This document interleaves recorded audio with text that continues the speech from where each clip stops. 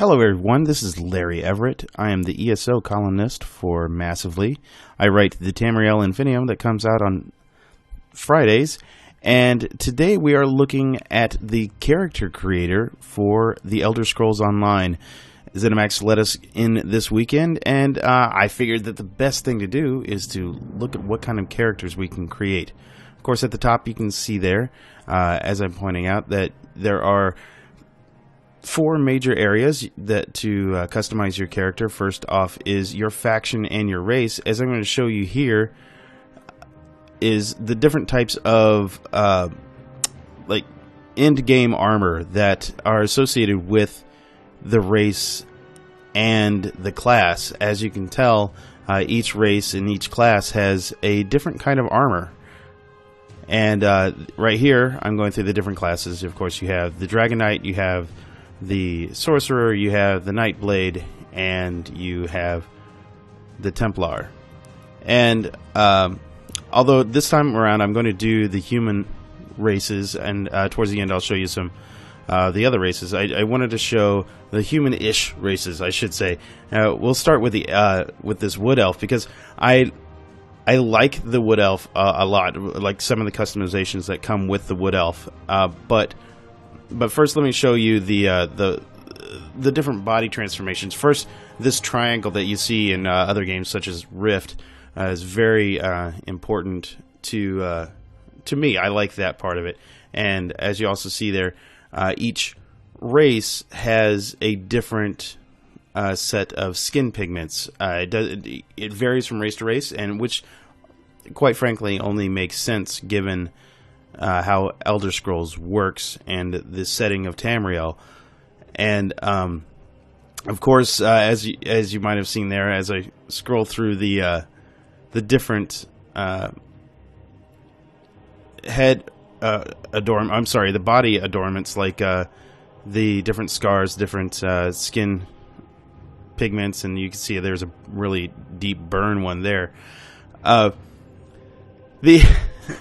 There is a bust slider, and there also is a booty slider as well. So just in case you're looking at that, and some of the scars, actually, that last one that I was just looking at there, that was pretty interesting because it was a spear that actually went through the body. You could see the in and out different scars there. And here's some full body painting, which if you want to, as you'll see later on, it can actually, some of the full body painting can actually match the face painting as well. And now we move on to the face here. It has the same triangle as the body does. It makes it slender, heroic, or a rounder. And then I'm going to start at the bottom here. You can see some of the other just nuances that you can set on the face to make your character look exactly the way you want it to.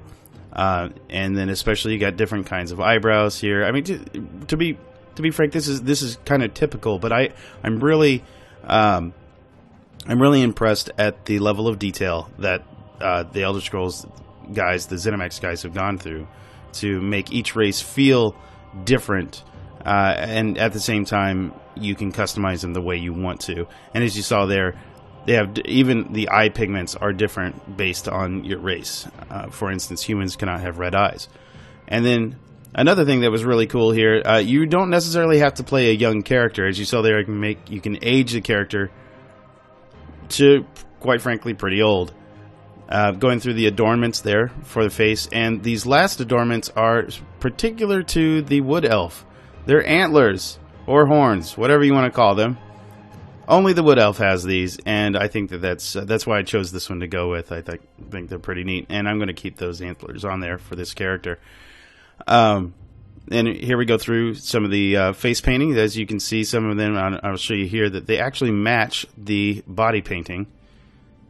And I think they could have done a little bit more, especially in the female characters, with the different kinds of makeup and whatnot, but and maybe customize the color of the makeup, but unfortunately that's not exactly what happened this time around.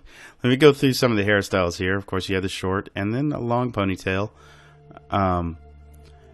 Many of the hairstyles I've noticed, they move slightly with the character, but they don't overdo it. Like I've seen some of, like EverQuest 2, for instance, overdid the movement of like the long ponytails and things along that line.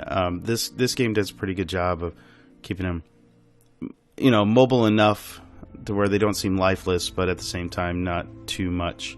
We're going to go over here to Argonian, which is the lizard kind of character here, and just to show you the different